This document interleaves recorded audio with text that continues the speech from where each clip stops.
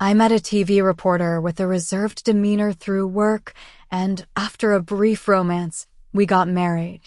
He was usually quiet and reserved, often responding to my efforts and affection with a simple, "Thank you." I thought it was just his personality and hoped that one day he would change for me. Until a dust explosion occurred at a metal factory and he joined the rescue team to rush to the scene. After several days of no contact, our first meeting was on live TV. My husband was covered in mud, hugging a woman who was just as disheveled, both of them crying. "As long as you're okay, I don't know what I'd do without you. Today is my birthday." After a busy day, I finally prepared a delicious meal by evening. As I waited by the table for Ethan to come home from work, my heart was filled with anticipation. I wondered what kind of surprise he had prepared for me. But the food grew cold and then hot again, and the clock's hands slowly moved toward midnight, yet Ethan still hadn't returned. I couldn't wait any longer and called him. He finally answered just as the ringtone was about to end. Before I could say anything, Ethan's cold voice came through the phone. "Don't wait for me. Go to bed early."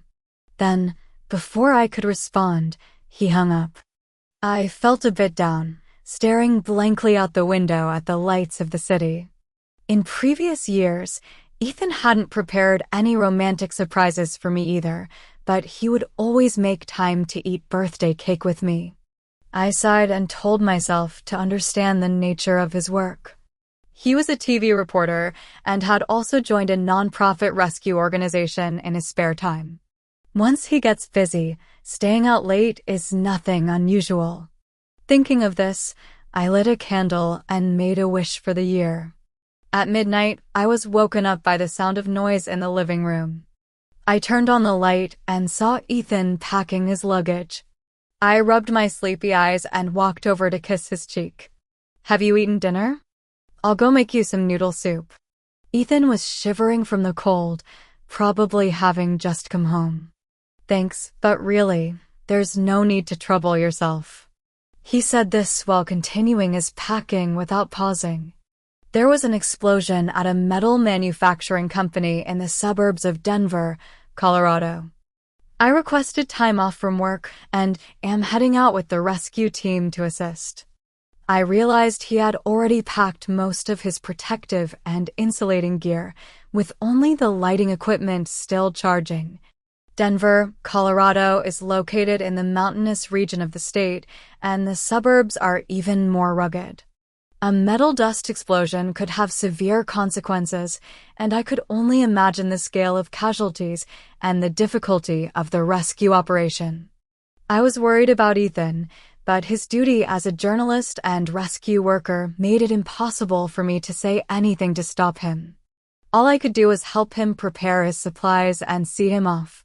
"Take care of yourself, and let me know you're safe when you can." Looking at his bloodshot eyes from staying up all night, I couldn't bring myself to say more and could only express my feelings with a hug. "I'm fine, but I'm worried about." He cut me off, gently pushed me away, and turned to leave in a hurry. I could hear the urgency in his voice, but I sensed that this urgency was different from before. I stared at his departing figure in a daze. Could there be something more important than his own safety? Ethan and I met at the school where I worked. At the time, I had been featured on TV for saving a student who had accidentally fallen into the water. Ethan was the journalist who interviewed me. My impression of him was that he was handsome but aloof. After meeting him a few times, I also noticed that he was competent at his job and sincere with others. Overall, he seemed like a well-rounded person. After the interview, he asked me if I wanted to date him. I had feelings for him too, so I agreed without hesitation. A few months later, he introduced me to his parents and proposed to me. I still remember his words clearly. "Mia, I think we'd make a good couple. Will you marry me?" So I said yes. Just as I had initially thought, Ethan was a reserved person. Even after we got married, he remained somewhat formal with me. It felt like there was always a thin veil between us, though it was barely perceptible. Every time I tried to take things further, he would step back a bit. At those moments, I'd tell myself, we have a lifetime together. There's no rush to rush things. One day, he'll change for me. And so, before we knew it, we had entered our 3rd year of marriage. It had been a whole day since Ethan left for Denver, Colorado. Throughout the day, I sent him messages to check on him, but he didn't respond. However, he had never been one to express himself, and our chat history was mostly filled with my one-sided updates. So aside from worrying about his safety, I didn't think much of it. But waiting alone was agonizing, so I turned on the news to get the latest updates on the explosion. Coincidentally, the live broadcast from Coinshue TV was being transmitted. On the screen, I saw the factory buildings engulfed in flames, the ground charred black by intense explosions, and injured workers being carried out of the rubble. In this tragic scene, a couple embracing each other provided the only glimpse of warmth for the viewers. As the footage continued, their figures became clearer. Amid the thick smoke, the tall, slender man was covered in mud, his safety helmet askew, looking utterly disheveled. The woman in his arms had her hair covered in gray dust, her eyes bloodshot, tears streaming down her face with each cough. The man choked out in a hoarse voice, "As long as you're okay, I don't know what I'd do." Despite the chaotic surroundings, his concern was clear. The voiceover came at just the right moment. Our reporter Delilah lost contact with us while assisting in the rescue operation. We have now confirmed her safety and hope that the injured at the scene will also be rescued safely. I couldn't hear the rest of the explanation clearly, only the echoes of the sounds ringing in my ears. Amidst the swirling smoke, a couple clung to each other, lost in their own world. This scene was straight out of a romantic movie. Unfortunately, the male lead was my husband, so I couldn't fully immerse myself in it. I never knew Ethan could express himself so vividly. Unfortunately, it wasn't because of me. The news sparked a huge online debate as soon as it aired. Is this really not a movie set? Even a random snapshot could rival the kiss of victory at New York's Times Square. This isn't staged acting. They're my senior classmates. They were once the model couple at Columbia University. Alumni up here, high five. Who knows how much couple food we've had to endure from this divine couple. Back then, there was a rich second-generation guy pursuing the senior, but the senior bought a couple's ring for her and said they'd marry after graduation. But I heard they broke up later. Could they have ended up back together after all? I scrolled through the comments one by one, piecing together Ethan and Delilah's past. They were university classmates and a legendary couple in Columbia University's journalism department. Not only were they a perfect match in appearance, but their professional skills were also on par. However, Delilah's family background was simply too privileged. After graduation, her parents couldn't accept their daughter continuing to date Ethan, who came from an ordinary family, so they approached Ethan and urged him to let her go. Ethan, out of love for Delilah's future, coldly proposed breaking up. Delilah, in a fit of anger, moved to Denver, Colorado, for a job, and the couple parted ways for good. After learning about my husband's past, I was filled with deep doubts. I couldn't imagine Ethan being romantic and emotionally expressive. Or perhaps I had never truly entered my husband's heart. I used the birthday I found online for Delilah to open the leather suitcase Ethan had placed on top of the bookshelf. Inside the suitcase were photos they had taken together, letters they had sent to each other, and ticket stubs from their travels. Despite the years that had passed, Ethan had carefully preserved them. I also saw the couple's ring Ethan had bought for Delilah. Ironically, he had been wearing his own ring all the way until our wedding. Pick one you like. Men don't need to wear such an expensive wedding ring, he had said. At the time, I thought he was considerate, willing to spend all his budget on me. Now I realize he just didn't want to replace that ring. Tears fell one by one, blurring my vision. I finally understood that Ethan wasn't indifferent. He simply didn't feel emotional toward me. After regaining my composure, I called Ethan. But he didn't answer. With no other option, I contacted the rescue team leader. After some small talk, he handed the phone to Ethan. Ethan's tone was impatient and harsh. Mia, don't you know that time is life? The disaster site is like a race against death. I'm racing against death, and you're causing trouble? Besides, I was assigned to take over the interview at the last minute. What's so important that you had to go through so much trouble to contact someone else instead of me? He was usually cold, but always polite and respectful toward me, never as harsh as he was today. Perhaps he was upset because my call had interrupted his time with Delilah, so he was taking it out on me. I remained silent for a few seconds, my voice hoarse from crying. You said you're racing against death, but you're actually hugging your ex-girlfriend and crying? Collecting news is also for her, right? I saw your footage on the live broadcast at the TV station, and it's causing a stir online now. As soon as the words left my mouth, there was complete silence on Ethan's end. Then a woman's voice came through the receiver. Yanshu, whose call is that? The draft needs to be sent back soon. Do you think this part should be written like this? Ethan seemed to snap back to reality and hurriedly gave me a few instructions. Rescue work and news reporting have no gender boundaries. Don't overthink it. I'm still busy. I'll have to go. Then he hung up. I looked at the dazzling diamond ring on my hand. The brilliant light felt like it was piercing my eyes.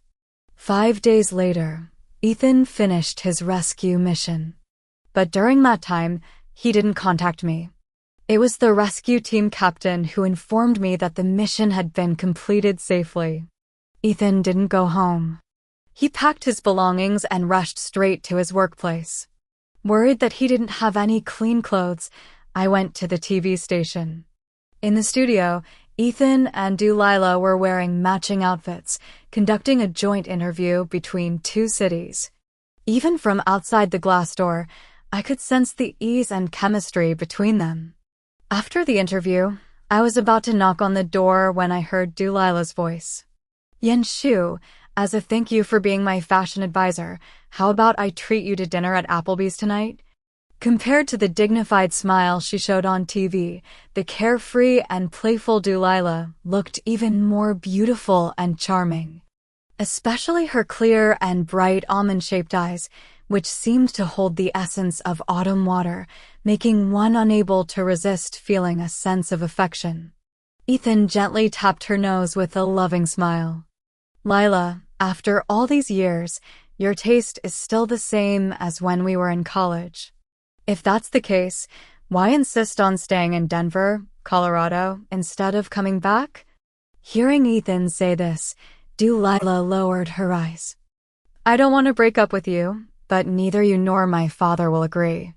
I'm afraid that if I don't leave, I'll end up clinging to you, but I don't want you to see me in such a desperate state. She looked up at Ethan, tears welling up in her eyes. Ethan sighed deeply and gently touched her forehead. If you ever want to eat it again, we can go anytime. Delilah finally cheered happily. You're so kind. Hearing their conversation, I unconsciously bit my lip. In the 3 years since we got married, Ethan had never shown such tenderness toward me. If I hadn't seen it with my own eyes, I never would have believed he had this side to him. The Applebee's they mentioned was near Columbia University. I had once begged Ethan to take me there, wanting to see what the restaurant he frequented during his student days looked like. But when he heard the name Applebee's, he frowned and responded dismissively. There's nothing good to eat there. It's just a place for students. I don't think it's worth wasting our time there. I felt a bit upset at the time because I rarely made requests of him. So I sulked and didn't eat dinner, using my diet as an excuse. But a day passed, and Ethan didn't react at all. I couldn't help but think from his perspective. Maybe he simply didn't understand how girls think and wasn't bothered by my feelings. I convinced myself and let the matter drop. It turned out that Ethan could sense others' mood changes if he wanted to, but now I felt like a third wheel in their relationship with no room to insert myself. The next day, Ethan returned home with his luggage. He busily washed and put away his belongings while I studied his face intently. This angular face, which had been with me day and night for years, suddenly felt very unfamiliar. Ethan noticed I was staring at him and suggested we go out to eat. I looked up at the table where the takeout from Applebee's had just been delivered. "I've already ordered. If you don't mind, you can join me." He paused for a moment and didn't say anything. At the table, I gathered my courage and asked him, "What's going on between you and Delilah?" He replied nonchalantly, "We just happened to meet at the accident scene. Don't pay attention to the rumors online." I stared at him, not wanting to miss his expression. "What about the dinner you had together at Applebee's yesterday? And the ring in the box that matches the one on your hand? Are those coincidences too?" I held back the sting in my nose and voiced my doubts. Hearing me say this, Ethan slammed his bowl and chopsticks on the table, his expression cold. "Who gave you permission to touch my things?" I let out a soft laugh and replied in a low voice, "This is also my home. Is there some part of it that's off limits to me? If there is, I apologize, along with overhearing you shopping for clothes and having dinner together yesterday." Ethan probably didn't expect my emotions to be so sharp, so he softened his tone. "Yesterday's interview was organized by 2 TV stations. We bought clothes because it was urgent and we didn't have time to go home and freshen up. Dinner was just catching up with friends. Once this project is finished, we won't keep in touch." I remained silent and continued eating. Ethan didn't say another word to me either. After Ethan went to work, I drove back to my parents' house. My father opened the door and saw that Ethan wasn't there, his brows furrowing. "What are you doing here on your own? Don't you know you should be at home taking care of your husband?" Usually, I would have tried to explain myself, but today I just couldn't be bothered. Sitting down on the sofa, I listened as he continued to scold and lecture me. "Yanshu is the only son in the family. You're almost 30 now. It's time for you to carry on the Shin family line. Look at your brother. His eldest son will start elementary school in the second half of the year. When will you finally make me worry less?" I didn't know how to respond to my father. In the second year of our marriage, I suggested to Ethan that we have a child. But he told me not to rush, saying that childbirth is no small matter for a woman's body and that we should prepare properly. I once appreciated his thoughtful consideration for me, but now I feel he hasn't let go of Delilah. "Dad, I want to divorce Ethan." My father slammed his water cup onto the coffee table. "Did you do something wrong to make your husband despise you? Or did you study so much that you ended up marrying someone and still don't understand a woman's responsibilities? Are you trying to defy heaven?" I had anticipated my father's reaction. Facing his rage, I swallowed the bitter taste in my throat.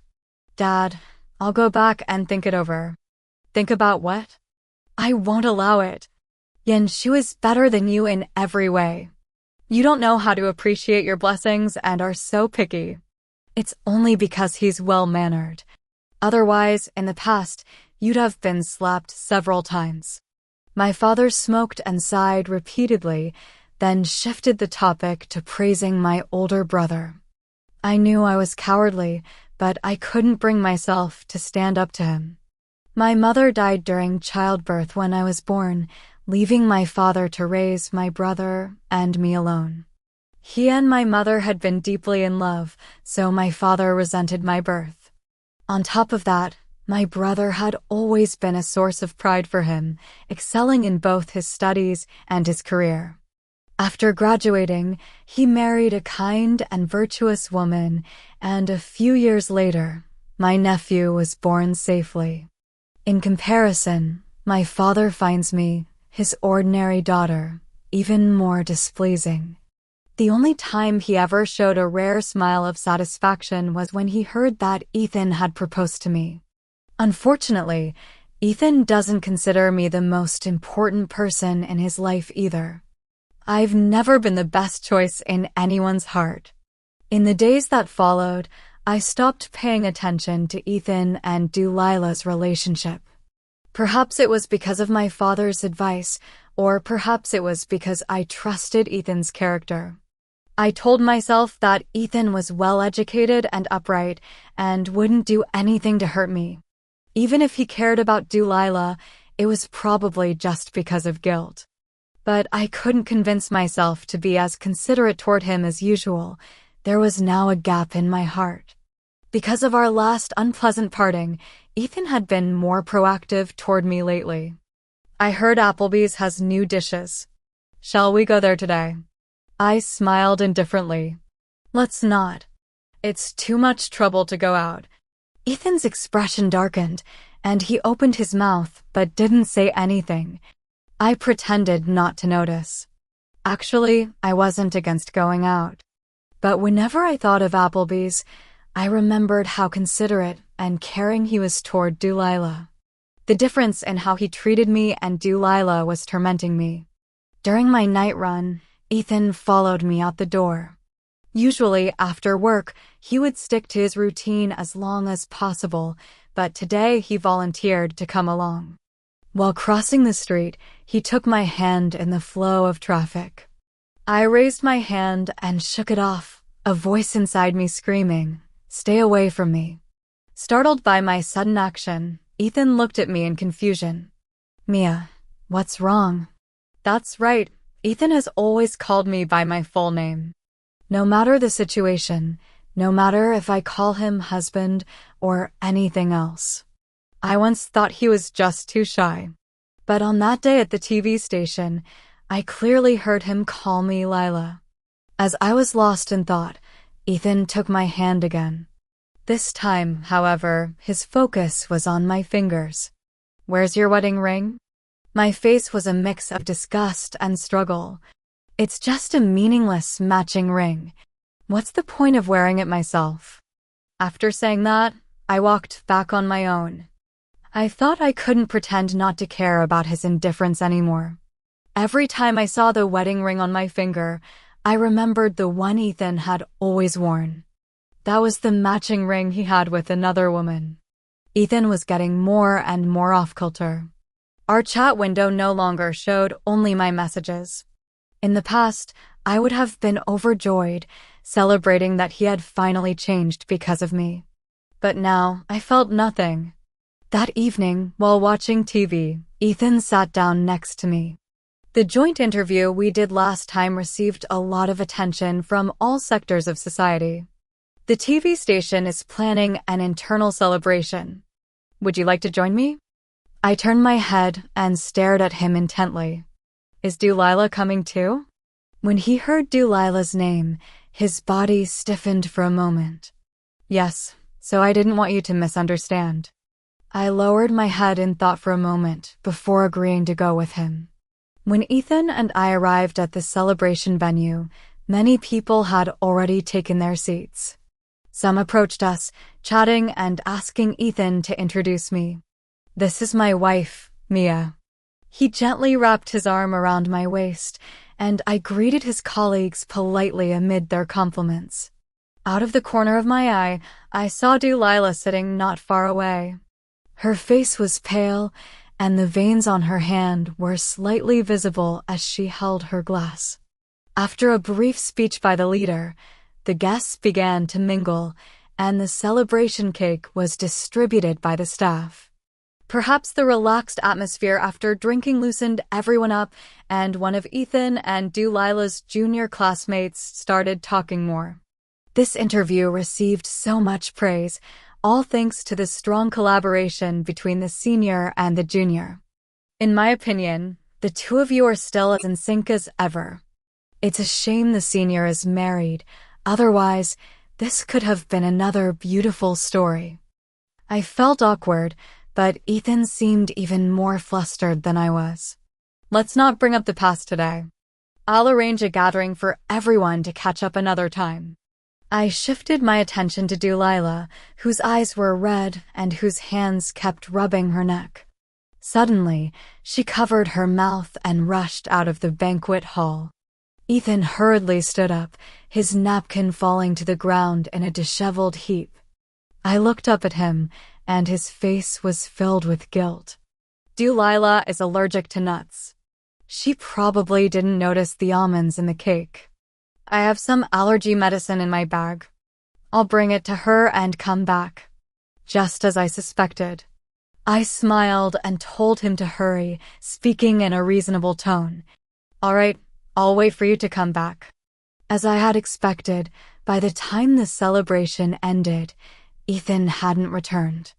Watching the guests leave in small groups, I felt utterly powerless. I couldn't help but ask myself, does this marriage even have any meaning left to cling to? The answer was no. Standing under the city's neon lights, I felt so alone and empty. I wanted to call my family, but I didn't have the courage to dial the number. I knew what my father's reaction would be. He would probably scold me harshly, telling me that if I left Ethan, I would never find a better man. Then he would compare my life to my brother's, belittling me until there was nothing left to say. But I didn't want to be someone else's backup option. If no one loved me the most, I would love myself the most. In a half-awake state, Ethan stroked my cheek. When I opened my eyes, he was sitting at the bedside, staring at me. And I was also staring at him intently. Perhaps my gaze was too calm, as he seemed a bit flustered. I just calmed her down and sent her home. I didn't do anything else.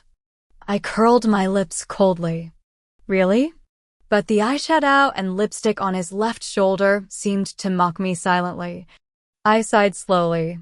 Ethan, let's get a divorce. Ethan's smile crumbled, and he gripped my hand tightly. Yun Miao, you're joking, right? How amusing. I couldn't help but snort. The intimate nickname I longed to hear from your lips day and night, I finally heard it only after my heart had dried up. I tried to pull my hand away, but he tightened his grip. I'm just not very sensitive when it comes to emotions. I don't really care about you. I shook my head. Perhaps you should face your feelings and use this opportunity to start over with Delilah. Ethan seemed very confused by my words. We broke up years ago. I've never thought of doing anything inappropriate, but I just looked at him calmly. But I know what you're like when you love someone, and it's completely different from how you've been with me over the past 3 years. I took his hand. Ethan, I just want to be someone's best choice, not their backup option. And I've never felt that certainty from you, not even for a moment. Ethan refused to agree to the divorce. But I didn't want to continue this endless cycle with him, so I decided to take a trip during the holiday to clear my head. A few days later, my father called. Ethan has given you such a comfortable life. What are you thinking, wanting to divorce him? Seeing that I wasn't swayed by his scolding, he switched to a softer approach. You're not getting any younger. Divorce isn't something to decide on a whim. My thoughts were in disarray, and in my panic, I couldn't bring myself to hide the root of my conflict with Ethan. Even if he's always had someone else in his heart, am I supposed to settle for a life with him? My father's angry tone froze for a moment. But he quickly regained his firmness. Men always crave novelty. Eventually, his heart will return to the family. I can see that Yan Shu is a good man. He's always been sincere with me and your brother. If you leave him, you might not find someone better. I had completely lost my patience and responded coldly. Then why didn't you remarry after my mother died? Why are you still obsessed with her? Has your infatuation with my mother not faded yet? Before I could finish, my father's scolding burst out. I waited for him to vent his emotions before preparing to hang up. But he added one final statement. In any case, I won't agree to your divorce. Also, make sure to ask Yanshu to use his connections to find a better elementary school for your nephew. As expected, my father cared more about his son and grandson's lives than about me, his troublesome daughter. During the months I hadn't seen Ethan, he had changed a lot. Every day, he would send me messages sharing the interesting things that happened at work and the new foods he tried. Our roles seemed to have completely reversed. One day, he sent a letter to my school. Reading his heartfelt words in the letter, I felt a surge of disgust. I dialed his number, my tone distant. Ethan, you don't need to keep doing this. Seeing your letter, all I can think of is your past with Delilah. He didn't say anything, only my voice echoed in the receiver. After a long while, I hung up the phone. Sure enough, I was still more comfortable with the Ethan who remained silent. Finally, he sent me a message. Yun Miao, I really don't want to divorce you. But I didn't respond, deciding to take the divorce papers and end the marriage on my own terms. Stepping back into the television station, my mindset had undergone a complete transformation. While waiting for Ethan outside the studio, I crossed paths with Delilah. She had been temporarily transferred from Kunshui TV station and might stay here permanently. Seeing me, she didn't avoid me. Yanshu is still busy. Would you like to chat? I felt indifferent, but nodded half-heartedly. When we were in college, Yanshu was very clingy. No matter what my mood was, he could always notice it quickly. I wonder if he's the same with you now? I could sense the boastfulness in her tone, but I no longer cared. He's never been like that with me. That's why I came here today to get him to sign the divorce papers. She froze for a moment before forcing a smile. Just then, a man wielding a knife suddenly charged toward her, screaming wildly. You little slut. If it weren't for your report, the higher-ups wouldn't have sent so many people to investigate the factory explosion. My family business is ruined, and I might even end up in prison. I'll kill you and take you with me. Neither of us will live in peace. His eyes bulged with rage, and his words revealed his identity. I tried to pull Delilah away, but someone was faster than me. However, I couldn't dodge in time and was slashed on the arm by the man's knife. After a moment of chaos, the man was subdued by the TV station's security guards. I looked up at Delilah, who was crying softly in Ethan's arms, while Ethan kept whispering comforting words to her. As Delilah's emotions gradually stabilized, Ethan finally looked up at the surroundings. When our eyes met, he was utterly panicked. Honey, your hand. After the incident, Delilah's parents rushed to the TV station. They thanked Ethan profusely. I knew that the obstacle that had once stood between Ethan and Delilah had finally been completely removed.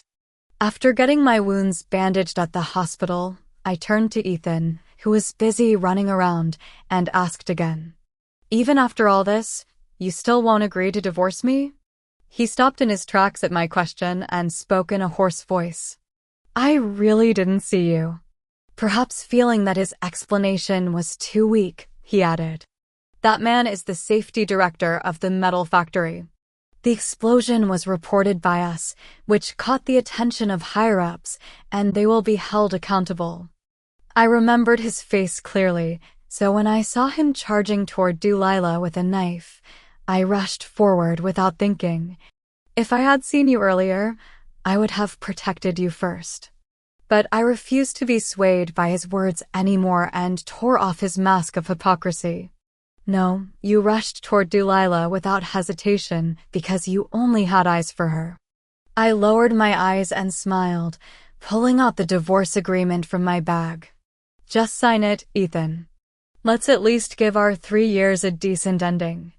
His fingers trembled, but he eventually took the document. "Even if I never contact her again, you still won't give us a chance to start over?" I signed the Party B section without looking up. "Just sign here." Ethan finally agreed to the divorce. Even though I had mentally prepared myself, when the clerk asked us if we were sure about the divorce, I felt a moment of disorientation. I recalled 3 years ago when Ethan and I entered the Civil Affairs Bureau together. My heart was filled with happiness and joy. Ethan held my hand, his expression slightly dazed. "Yun Miao, we could have stayed together forever. I've grown accustomed to having you in my life and to spending every day with you. I think I've been in love with you all along, but I didn't realize it. Let's not get divorced, okay?" But all I felt was a sense of relief, so I smiled and replied to his words.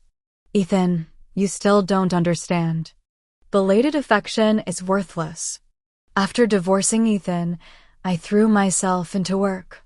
School had already started, and I was busy grading assignments and preparing lesson plans every day. Even if I occasionally felt sad, I quickly snapped out of it. I had come to understand the importance of loving myself, so I no longer expected others to give me any kind of emotional investment. Delilah appeared at an evening study session one day. She invited me to chat, and I gladly went along. There was no hostility or confrontation at the table. I faced her with complete calm. She still looked as beautiful as ever, but her expression was weary. "I heard you and Ethan got divorced." I nodded, my face expressionless. She held back her tears and continued speaking. "After he saved me last time, my father finally agreed. He said that if Ethan and I still feel the same way about each other, he would bless us." She forced a smile, trying to appear at ease, but tears streamed down her face. I was overjoyed and went to find Ethan to tell him the good news. But he told me that he only has eyes for you now. All these years, I moved to Denver, Colorado, because I couldn't face a life without him. I thought I had let go, but after the explosion, he appeared like a knight in shining armor amidst the rubble.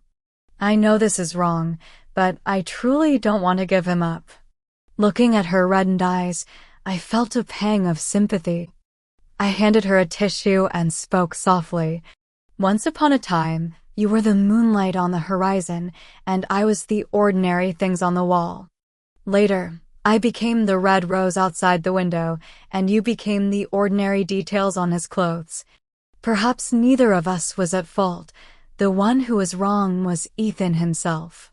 Ethan still didn't give up and often sent me messages. He told me that Delilah had applied to study abroad as a war correspondent, which had been her dream and aspiration since university.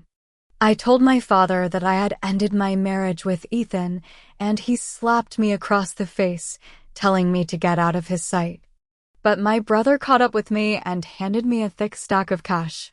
He said I should go pursue the life I wanted. I was grateful to him. Inspired by Delilah's decision to study abroad, I quit my job and decided to go abroad to study, opening up new horizons for my life. When I was 30, I met Wang Yunjing in a foreign country. He was a visiting scholar at the university, around my age. He was well-mannered and elegant, with an intelligent and graceful smile. When I was with him, I didn't have to act alone anymore. Our thoughts were in harmony, and we had endless topics to discuss every day. When I mentioned my previous marriage, he expressed sympathy, but also joked half-heartedly. Thank goodness he didn't have better taste. Otherwise, how would I have had the chance to meet you? We naturally began dating, and after a few years, we decided to start a new family. After returning home and announcing our engagement, Ethan finally stopped contacting me. Before the wedding, my brother handed me an anonymous red envelope with a note wishing me eternal happiness. I knew it was from Ethan, so I had my brother return it on my behalf. When I stood in my white wedding dress and promised Wang Yunjing to spend the rest of my life with him, we exchanged rings. In that moment, all the past faded away. The person before me was the one I loved, and I would cherish him deeply. Side story 1. After breaking up with Delilah, I lost faith in love. Through an interview assignment, I met Mia. She looked delicate and shy, but when it came to saving a student's life, she unleashed incredible strength. In that moment, I saw a glimpse of Delilah in her. Both were unwavering in pursuing their beliefs. After the assignment ended, I asked her out, and she happily agreed. At the time, I thought that marrying someone similar to Lila might not be so bad. After we got married, I didn't invest much effort into our daily life. But she was incredibly tolerant of me, always willing to share her life with me and take care of the practical aspects of our daily routine. I don't know when it started, but I found myself thinking about Lila less and less. Even the boxes on the shelf had gathered dust. I had thought life would continue like this, even though I hadn't realized I had fallen in love with her. Side story 2. A dust explosion occurred at a metal factory in Denver, Colorado. After breaking up with me, Delilah went to that city. Given her work ethic, she would undoubtedly rush to the front lines immediately. My heart felt like it had been struck by a massive blow, and my heartbeat seemed to stop. Since it wasn't a major city, the TV station didn't have immediate plans to send a crew. I immediately took annual leave and prepared to join the rescue team. In the rush, I forgot that it was Mia's birthday.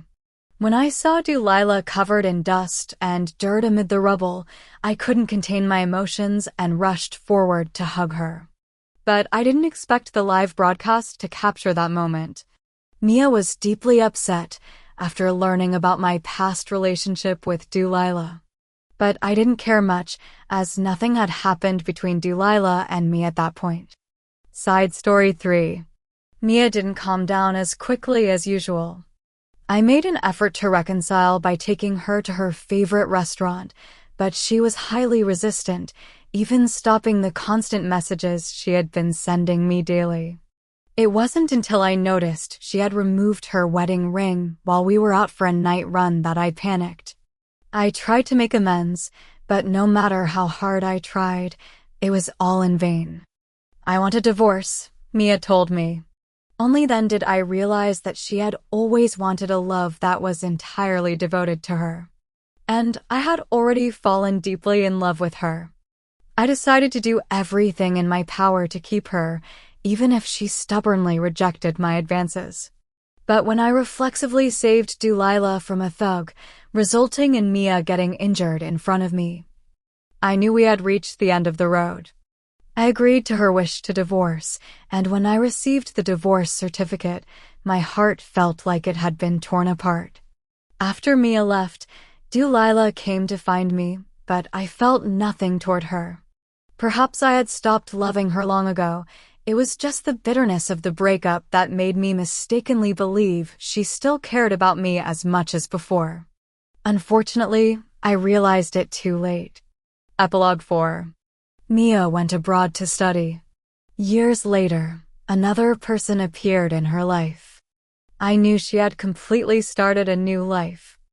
I finally understood the turmoil and helplessness she had once felt, how painful it is to love someone who no longer cares about you. When I heard she was getting married, I gave her a thick red envelope. Compared to money, she didn't need anything else I had. But she still had her brother return it to me. Looking at her wedding photos, I wept uncontrollably. I knew I had lost her forever. End.